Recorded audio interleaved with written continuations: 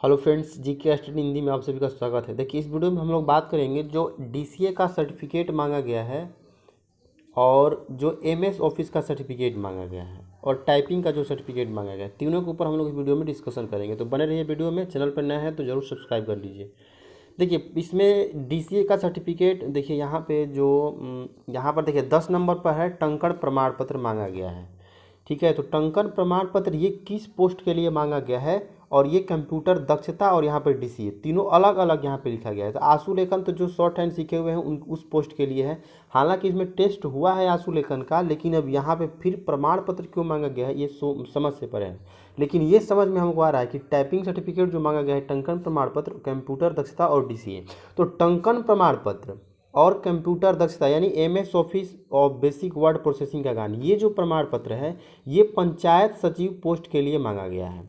ठीक है, अगर आप चाहते हैं कि पंचायत सचिव के लिए आपको एलिजिबल माना जाए तो आपको टाइपिंग सर्टिफिकेट और एमएस ऑफिस कंप्यूटर दक्षता का आपको सर्टिफिकेट देना होगा। अब बात रह गई कि जिसके पास डीसीए का सर्टिफिकेट है, डीसीए वाला जो है एक अलग से पोस्ट है, 7 पोस्ट करीब है, उसके लिए ये मांगा गया है। ठीक है, लेकिन बात यहाँ पर यह है कि अगर आपके पास डीसीए का सर्टिफिकेट है या फिर एडीसीए का सर्टिफिकेट है तो उसी के अंतर्गत एमएस ऑफिस भी आ गया। यानी आपके पास अगर डीसीए या फिर एडीसीए सर्टिफिकेट है तो आपके पास एमएस ऑफिस भी है, यानी आप पंचायत सचिव के लिए एलिजिबल हो जाएंगे अगर आप टंकण प्रमाण पत्र दे देते हैं और डीसीए या फिर एडीसीए का सर्टिफिकेट दे देते हैं। देखिए, आपको हम एक चीज़ दिखाना चाहेंगे।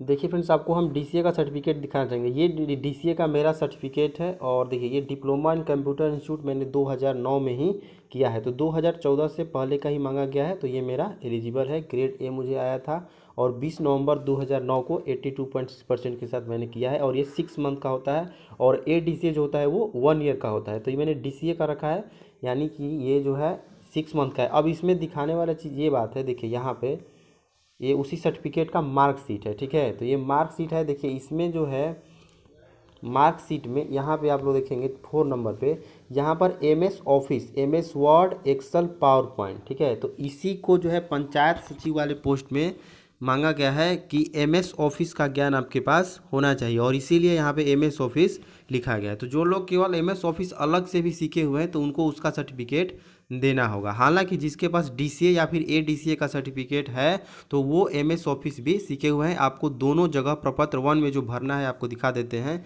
वहाँ पर दोनों यही चीज़ आपको सेम भरना होगा, यही डीसीए वाला या फिर एडीसीए वाला ही आपको भर। देखिए ये परफॉर्मा 1 है, प्रपत्र 1 है और इसमें देखिए यहाँ पर दिया गया है कि आपको 12 नंबर कॉलम में कि कंप्यूटर दक्षता और डीसीए दोनों अलग अलग दिया गया है। तो जिसके पास डीसीए का सर्टिफिकेट है दोनों में सेम ही भरा जाएगा।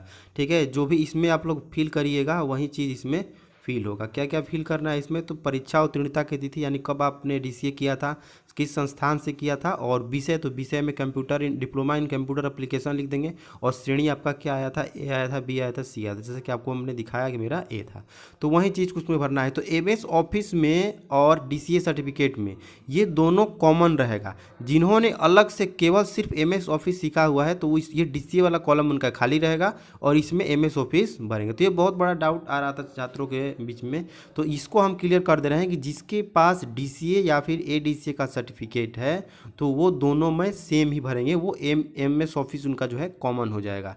तो इससे घबराने की आपको ज़रूरत नहीं है। अगर आपने 2014 से पहले डीसीए या एडीसीए कर रखा है तो आपने एमएस ऑफिस भी कर रखा है। तो सिर्फ आपको पंचायत सचिव पोस्ट के लिए एलिजिबल होने के लिए टंकण का प्रमाण पत्र देना जरूरी है। ठीक है, तो ये आप लोग अपने स्तर से किस तरह से अवेलेबल कराएंगे आप लोग तो बखूबी जानते ही हैं, तो इस पर हम ज़्यादा चर्चा नहीं करेंगे। टंकण प्रमाण पत्र आप लोगों को कहीं ना कहीं से अवेलेबल करना है, जो कि 2014 से पहले का ही होना चाहिए, इधर का आपको नहीं मान्य होगा। और वहाँ पे अलग से बुलाए गए हैं टीम, जो है जांच टीम बुलाई गई है, तो वो लोग को जो इंस्ट्रक्शन दिया जाएगा उसी को लोग फॉलो करेंगे। तो ये आप लोग सर्टिफिकेट में कोई कमी आपका नहीं रहना चाहिए।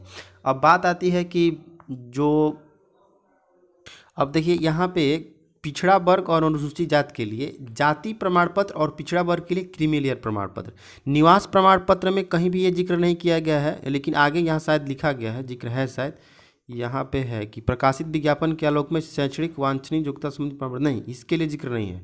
यानी आवास प्रमाण पत्र आप अगर दे सकते हैं इधर का भी तो वो मान्य होगा। ठीक है, आवास प्रमाण पत्र के लिए कोई बाध्यता नहीं है यहाँ पे, इसके लिए कोई जिक्र नहीं किया गया है अलग से।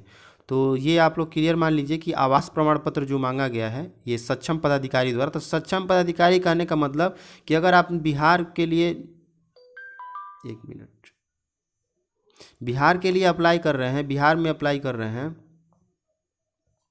तो बिहार में सक्षम पदाधिकारी अंचलाधिकारी होते हैं। अगर आपसे ये भी डाउट आ रहा है छात्रों के बीच में कि क्या अंचला डीएम लेवल का बना हुआ है तो वो मान्य होगा कि नहीं होगा, तो बिल्कुल मान्य होगा। अगर अंचलाधिकारी से ऊपर आपका एसडीओ लेवल का या फिर डीएम लेवल का बना हुआ है तो वो भी मान्य होगा। उसको सीओ सबसे नीचे आते हैं, ठीक है, सीओ अंचलाधिकारी। अब सीओ के जगह पर आरओ बना रहे हैं, तो आरओ से मतलब कोई नहीं है, ये 2014 से पहले का ही मांगा गया है। लेकिन आवास प्रमाण पत्र में कहीं बाध्यता नहीं है कि 2014 से पहले का होना चाहिए। तो आवास प्रमाण पत्र जिनके पास नहीं है वो अपना नया बनवा लेंगे, जो कि आरओ लेवल से बनेगा, तो वो भी आपको मान्य होगा। वही सक्षम पदाधिकारी हैं, जो कि बिहार में ही आपको जॉब लेना है। जब केंद्र में जाना होता है तो वो डीएम या फिर एसडीओ लेवल का मांग किया जाता है, ठीक है। लेकिन अभी जो है आरओ लेवल का आवास प्रमाण पत्र आपके पास बनवा लेते हैं तो वो काफ़ी होगा। लेकिन जिसके पास पहले से डीएम लेवल या एसडीओ लेवल का है तो वो भी मान्य होगा। इस डाउट में आप लोग नहीं रहिएगा कि डीएम लेवल का है तो फिर से मुझे आरओ लेवल का बनवाना पड़ेगा, ऐसा बिल्कुल नहीं है। डीएम लेवल का है आपके पास, चाहे वो क्रीमी लेयर हो, ठीक है, 11-14 से पहले का, या फिर जाति हो, जो कुछ भी हो, तो वो सब कुछ मान्य होगा। सीओ तो सबसे निचले स्तर पर है, इससे अगर ऊपर ये सारे ऊपर आते हैं तो एसडीओ डीएम इससे ऊपर आते हैं, और इस सब का भी अगर है तो वो मान्य होगा। इसमें डाउट में आप लोग नहीं रहेंगे। अब देखिए यहाँ पे दो चीज़ है, एक ही अनुसूचित जाति के लिए जाति प्रमाण पत्र और क्रीमी लेयर प्रमाण पत्र BC1 या BC2 के लिए, ठीक है। जाति प्रमाण पत्र BC1 और BC2 को नहीं देना है। BC1 और BC2 को जाति प्रमाण पत्र न दे करके क्रीमी लेयर देना है, ठीक है, क्रीमी लेयर, और जो कि 2014 से पहले का होना चाहिए। अब जिनके पास नहीं है उसके लिए समस्या खड़ा हो गया है, इसके लिए आपको आयोग जाना होगा और बताना होगा कि मेरे पास नहीं है, इसके लिए क्या उपाय है। लेकिन जिसके पास 2014 से पहले का है लेकिन 2013 से भी पहले का है, यानी 2013 से 14 के बीच के समय का नहीं है, अगर आपके पास इससे पहले का है, यानी 11 का है या फिर 12 का है, तो इसके लिए उपाय है कि आपके पास 11-12 का है तो आपको 18B प्रपत्र जो इसमें दिया गया है उसको आपको ले जाना है। देखिए यहाँ पे देखिए ये वाला परफॉर्मा जो है ये वाला आपको भर करके ले जाना है। अगर आपके पास जो क्रीमी लेयर है वो 13 से पहले का है, चूँकि 1 वर्ष से अधिक पुराना कहा गया है कि फार्म भरने की तिथि से 1 वर्ष से अधिक, तो यानी 13 से आपको पहले का है, सितंबर 13 से पहले का है, 11 है, 12 है, 9 है, 10 है, तो इस ईयर का अगर आपके पास क्रीमी लेयर है तो आपको 18B जो प्रपत्र है, ये वाला जो प्रपत्र दिख रहा है आपको स्क्रीन पे, ये वाला प्रपत्र आपको भर के ले जाना होगा। लेकिन जिसके पास 2014 के पहले का है ही नहीं, चाहे 13 हो, चाहे 11 हो, चाहे 12 हो, तो उनको क्या करना है कि आयोग जाना है और आयोग से इस समस्या का हल ढूंढना होगा, ठीक है। क्योंकि वहाँ पे जो जांच टीम आई हुई है वो बाहर से आई हुई है, उनको जो इंस्ट्रक्शन मिलेगा वहीं वो फॉलो करेंगे, तो वो सुनने वाले नहीं है आपको कि क्या होगा, ठीक है। तो इसलिए आप लोग इस समस्या का हल आयोग से ले लेंगे, ठीक है। आयोग को अवगत कराइएगा इस समस्या से, और इसके अलावा कोई और उपाय है नहीं। और जिसके पास जाति प्रमाण पत्र अनुसूचित जाति के लिए जो मांगा गया है तो वो भी 2014 से पहले का ही मांगा गया है। तो अगर जिनके पास है तो वो तो ठीक है। और सक्षम पदाधिकारी लिखा गया है, इसका मतलब जो है आप लोग कोई भी दे सकते हैं, सीओ हो, आरओ हो, डीएम हो, एसडीएम हो, ठीक है। तो ये सब लेवल आपको चलेगा।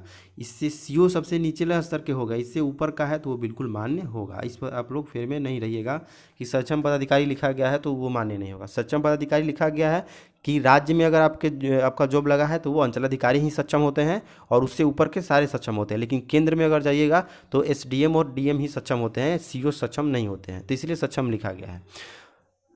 तो ये आप लोग समझ चुके होंगे कि जो डीसीए का सर्टिफिकेट और एमएस ऑफिस का सर्टिफिकेट जो अलग अलग इसमें मांगा गया है उससे घबराने वाली कोई बात नहीं है।